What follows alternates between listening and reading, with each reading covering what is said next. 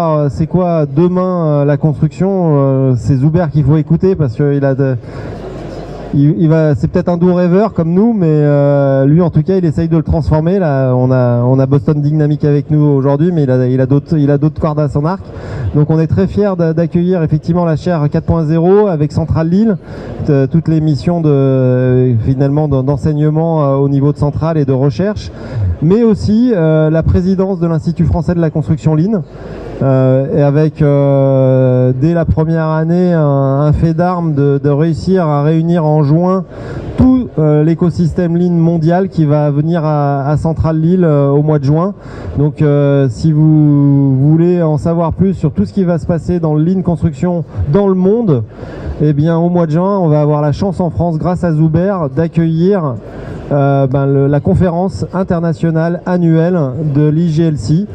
Donc ça c'est bravo à toi, et donc on est très très impatient de voir ce que tu as à nous raconter sur le futur de la construction, et là tu vas nous parler de Lean et de changement de paradigme, donc très impatient de t'écouter.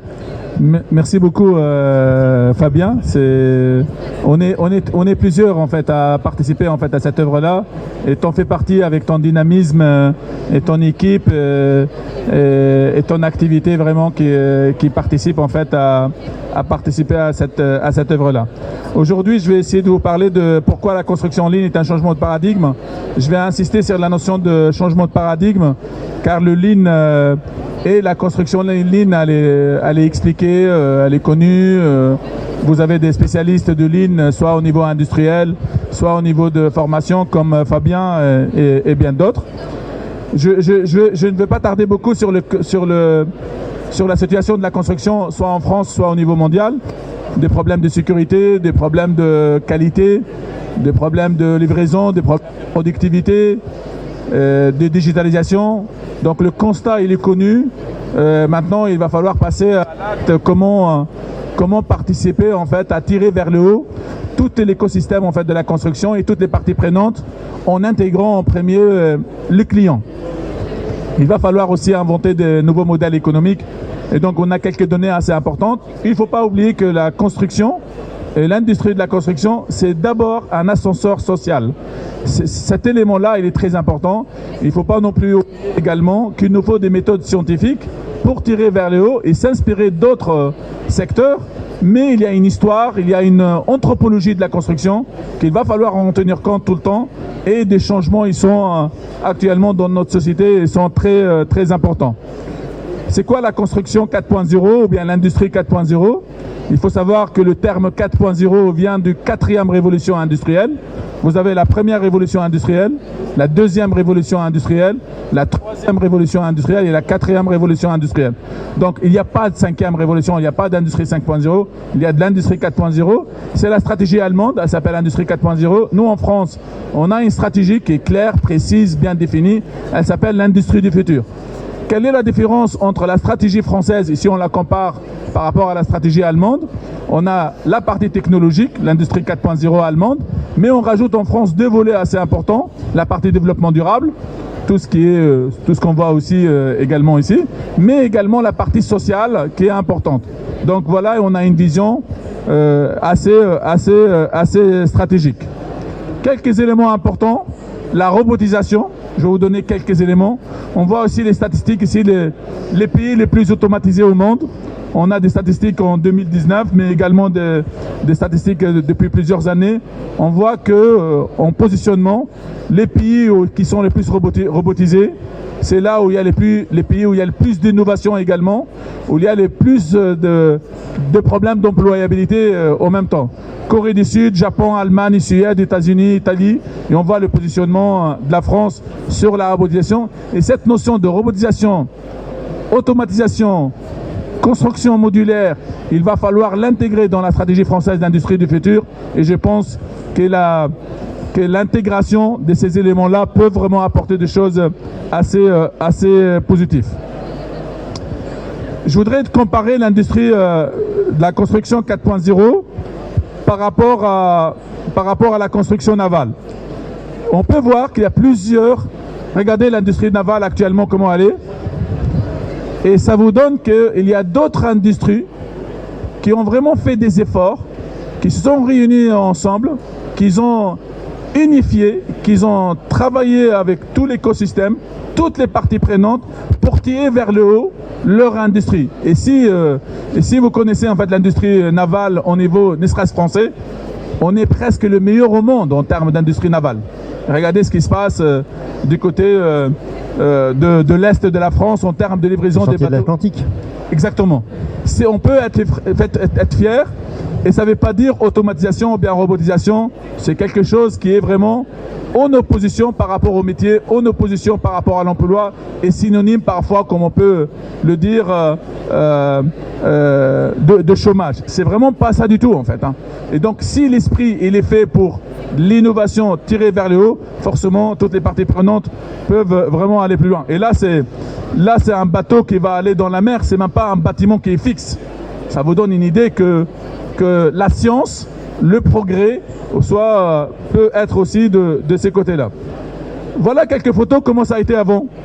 Un grand nombre de main-d'œuvre sur les sites de construction, et recours à la construction hors site le maximum possible, et une vision qui tire vers le haut sur la partie standardisation, sur la partie modélisation, sur les nouvelles technologies, sur le nouveau mode d'organisation, peuvent tirer la construction vers le haut. Donc voilà. Un autre exemple que je voudrais en parler aussi au niveau de la construction, tout le monde connaît The Boring Company, l'entreprise de Elon Musk. Il faudrait savoir que ce ne sont pas uniquement des solutions technologiques qui sont présentées par Elon Musk. C'est une vision de la ville en fait.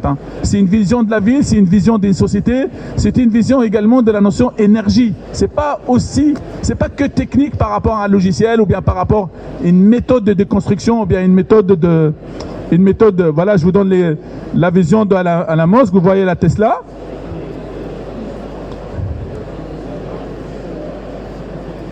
Vous voyez la Tesla. Vous allez avoir après les tunnels en dessous de la ville. Les tunnels qui vont être creusés par son boring. Donc, énergie électrique, tunnel en dessous de la ville, problème de flux, problème de construction. En fait, la vision de la construction, elle ne peut pas être dissociée de ce qu'on appelle une ville, de ce qu'on appelle citoyen, de ce qu'on appelle client, de ce qu'on appelle la notion de coût également.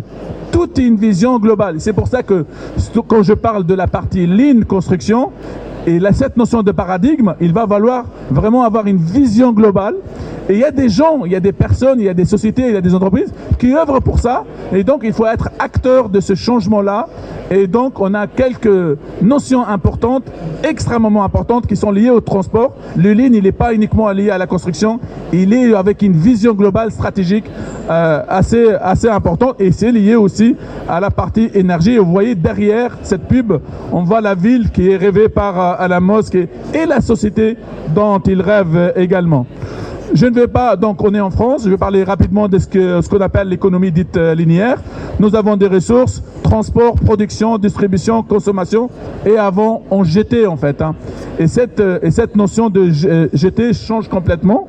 Maintenant on parle de plus en plus d'une économie dite non circulaire. Je peux en parler sur la circularité, le lien avec le lean, qui est très très important également. On est dans un paradigme. Et on voit en fait l'utilisation, distribution, extraction des matières premières. Et j'ai entendu parler également, certaines études montrent que le déchet peut être aussi considéré comme un produit. Et donc, j'avais entendu quelqu'un hier en échangeant avec lui, il avait une idée assez intéressante qui disait qu'on peut imaginer... uniquement pour figurer quelque chose, l'OPEP pour tout ce qui est pétrole, on peut imaginer un OPEP des déchets où il y a plusieurs entreprises, plusieurs pays qui ont des déchets et le prix des déchets peut monter, augmenter, ils peuvent être vraiment quelque chose qui peut être considéré comme un produit. Nous connaissons les 3 R, réduire, réutiliser, recycler. Ça c'est vraiment connu. La science montre, un des derniers articles qui est sorti dans le journal Nature, vraiment référence mondiale, qui est basé sur des faits scientifiques, sur des méthodes scientifiques, montre qu'il va falloir rajouter, pas que ces 3 R-là, mais ce qu'on appelle retrancher. Il va falloir, on raisonne, dès qu'on est jeune en France et partout, dès qu'on est formé, on raisonne toujours par rajouter quelque chose en fait. On rajoute une loi, on rajoute quelque chose, ça marche pas. On raisonne en millefeuille en fait. il va falloir déconstruire les méthodes pédagogiques pour la formation. Il va falloir former autrement. Les jeunes, les enfants raisonnent d'une manière exceptionnelle. Ils déconstruisent, ils enlèvent, ils retranchent. Cette notion de retrancher devient fondamentale. Il faut enlever certains trucs si on veut. Le raisonnement doit changer. Donc la pédagogie, elle est là pour ça. Et c'est pour ça que je parle d'un nouveau paradigme. Je vais pas... Il y a plusieurs spécialistes des lignes. Pour moi, les lignes, d'abord, c'est une philosophie, c'est un esprit. Deux choses importantes. La première et la fondamentale, c'est la collaboration. C'est pas la collaboration, on va déjeuner ensemble, on s'entend bien, on aime tous la même équipe. C'est vraiment, d'abord, on est là pour collaborer, mettre en place une équipe de foot pour jouer, pour bien jouer, c'est pas la même chose qu'une équipe de foot qui va gagner. Ça, pour gagner, c'est pas la même chose. Gagner, c'est une méthode scientifique qui permet de gagner, pas de bien jouer. C'est vraiment des choses qu'il va falloir vraiment apprendre. On a plusieurs méthodes scientifiques qui ont été prouvées, soit par biomimétisme, soit par des observations dans le corps humain qui permettent en fait de gagner. C'est pas le même esprit également. Et donc, on peut avoir parfois des meilleurs joueurs qui ne sont pas intégrés dans une équipe parce qu'on ne peut pas gagner avec un excellent. Il va falloir raisonner autrement. Il y a plusieurs pays, plusieurs stratégies. On les appelle, par exemple, dans certains pays, des second best. On ne va pas chercher le meilleur. On va chercher le numéro 2, numéro 3. Et avec le numéro 2, numéro 3, on gagne plus qu'avec le numéro 1 parfois. Ce sont des choses, des réflexions assez importantes en pédagogie. Le Lean permet, on va les mettre en place. Donc d'abord la collaboration, ensuite la lutte contre le gaspillage, tout type de gaspillage. En France, on peut être fier parce que c'est dans notre culture la notion de n'est pas gaspiller. C'est l'Europe, elle est habituée, c'est dans la culture n'est pas gaspiller par rapport à d'autres pays. Donc ça, c'est vraiment... Mais j'ai mis plus la collaboration car on collabore moins, il va falloir changer autrement en termes de collaboration. Je vais résumer rapidement un des derniers livres que je trouve intéressant. C'est celui fait par Jérémy Rifkin. Il a fait un livre il y a quelques années sur la 3e révolution industrielle. Et puis, il fait un livre dernièrement sur l'âge de la résilience où il donne c'est un philosophe, c'est un essayiste, c'est un économiste. Je ne suis pas en train de dire que c'est la solution, mais uniquement en tant que prof, je raconte quel est fait. C'est uniquement pour faire une petite synthèse de ce qu'il a dit. Ça permet en fait d'échanger avec vous. On est passé par plusieurs phases dans notre ère historique. Phase 1, phase 2, phase 3. Taux de mortalité, vous voyez qu'il est en train de diminuer. Vous entendez en fait dans les informations qu'il est en train de diminuer. Taux de natalité également, taux d'accroissement de la population. Et si on ne fait rien, d'après lui, vraiment il y a une extinction possible de l'humanité. En fait, on vient d'une stratégie qui a été posée depuis 2 siècles. Regardez, c'est Nicolas de Condoré qui l'a mis en place. C'est un académicien, grand mathématicien et homme politique à la Révolution française. Il a dit quoi? Le marquis de Condoré en France, 1794, a dit « Il n'y a rien qui puisse empêcher la perfectibilité de l'être humain. Le progrès sera contenu autant que la planète existera. » En fait, on est dans l'ère de progrès depuis maintenant 2 siècles. Mais il a dit cette phrase-là intéressante. Autant que la planète existera, c'est un élément fondamental. Vous voyez, il y a des gens qui pensent 200 ans, 300 ans. Et donc, ce qu'il prédit, cet essayiste, l'âge de la résilience vient de démarrer.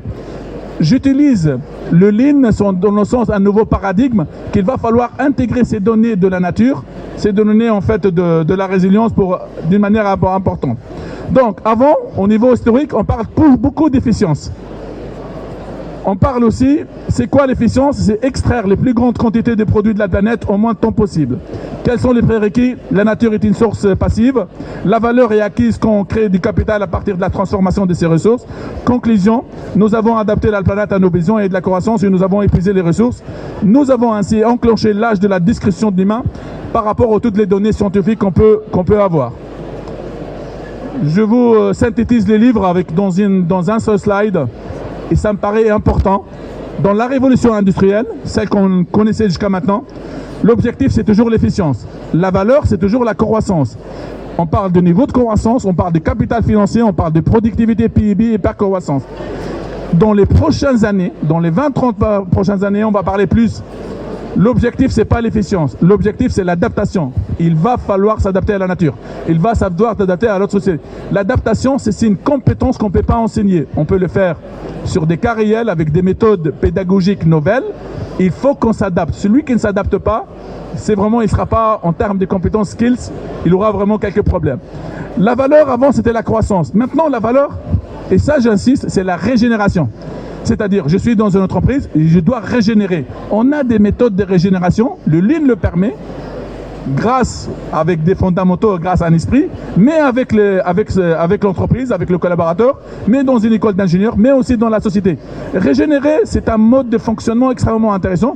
Et d'ailleurs, j'ai vu j'ai adoré dans la partie Dassault, la publicité de Dassault, il parle de régénération. Ce sont des éléments importants en termes de vision également. Niveau de croissance, on va parler des niveaux d'épanouissement. Je suis dans une école d'ingénieurs, nous sommes en contact avec la réalité, le terrain, c'est les jeunes. Les jeunes, ils vous parlent, la première chose, l'épanouissement dans l'entreprise. On parlera plus du capital financier, mais du capital écologique. C'est un élément important. Hier, ça a été dit dans la conférence où tu avais invité sur les éléments de mesure de productivité. Il avait dit qu'il rajouterait. Oui, il a rajouté cette partie-là, donc je le vois des éléments comme ça. Productivité, c'est régénération. C'est un élément fondamental. Le PIB, on ne va pas parler de PIB, mais on va parler de qualité de vie. Vous le voyez dans le recrutement, nous on le voit. Hyperconsommation, c'est plutôt du recyclage. Et s'adapter à la planète et prendre comme modèle d'autres espèces vivantes. Voilà, donc ça c'est que je vais aller dans l'âge de résilience. Donc Jérémy Rifkin, il dit qu'il faudrait un nouveau système d'économie et une planète qui doit être intégrée dans l'écosystème. L'eau, il propose que l'eau devrait appartenir à tout le monde et la planète doit appartenir à tout le monde. Donc c'est aussi, ça permet de philosophie Lean. Moins de grandes entreprises, il prédit moins de grandes entreprises, mais plus de PME. Et on le voit au niveau des demandes des stages et au niveau des innovations. Moins de globalisation, mais plus de localisation. Il invente un nouveau terme qui s'appelle la glocalisation. Et plus de technologies au service du commun en blockchain. Ça, c'est un élément important, transparence, blockchain qui peut permettre, mais en quelque chose de commun et non de quelque chose de collectif. Le collectif, c'est pas le commun. Le collectif, moi et Fabien et Dora, on fait quelque chose de collectif pour faire quelque chose, mais si on fait pour le commun, nous, on ne nous voit même pas. C'est le commun qui va rester pour l'œuvre et ça, c'est vraiment pas la même chose. Une économie horizontale basée sur le commun et qui peut être mise en œuvre en évolution, c'est la génération Z, qui est vraiment une génération qui va vraiment transformer le monde. Il va falloir faire confiance à nos jeunes et toutes les études le montrent avec leur transformation en termes de stage, en termes d'innovation, en termes même de start-up. Montrer le monde de demain, donc comment t'imagines que ça va prendre forme un peu ça dans le monde de la construction, parce que c'est là où j'ai bien aimé le 4e R et on le voit bien arriver dans la construction puisque non-artificialisation des surfaces, ça prend une forme qui devient réelle en ce moment. En fait je pense qu'il va falloir vraiment changer les méthodes de formation. Donc par rapport à ce que nous on fait dans les écoles d'ingénieurs, même en primaire, au lycée, mais aussi les formations au niveau des entreprises. Donc il y a un changement qu'il va falloir intégrer ces nouvelles méthodes de formation qui d'abord, dans la première phase à faire, c'est d'abord déconstruire. Par exemple, moi quand je rentre dans un cours, vous posez une question, la majorité des élèves vous répondent sans aucun problème, toutes les informations sur Internet. Il va falloir, avant de donner une nouvelle formation, déconstruire d'abord comment ils ont été construits en termes de cheminement analytique, information, ressources d'information, le fait, et rajouter la partie méthode scientifique qui évolue également d'une manière assez importante. Et si c'est valable pour nous au niveau de la formation, mais également pour les entreprises. Et tu penses que aujourd'hui, les gens qui sont en place dans le monde de la construction ça viendra pas d'eux, ça viendra des nouvelles générations obligatoirement? Si le CEO de l'entreprise met en place une méthode de régénération du fonctionnement des ressources humaines en rajoutant la notion de confiance d'une manière importante au niveau des jeunes, la considération des jeunes, il peut y avoir des changements. Les jeunes, ils sont habitués en fait à l'Internet. Les jeunes, ils sont habitués au BIM. Les gens, ils sont habitués au contact. Les gens, ils ont d'autres modes de contact, de collaboration assez rapides. Et ils peuvent vraiment, aussi permettre en fait de dynamiser, régénérer si leur énergie elle est canalisée en fait pour un objectif commun où tout le monde partage les gains, pas forcément le 10% qui partage les gains. Il faut que partager quand même les gains pour perdurer en termes de durabilité. Merci, merci. Est-ce que quelqu'un a une question pour Zuber Lafage? N'importe quelle question. Hein. Alors, une affirmation, c'est comme ça, on va déconstruire le mot question, on va faire des affirmations.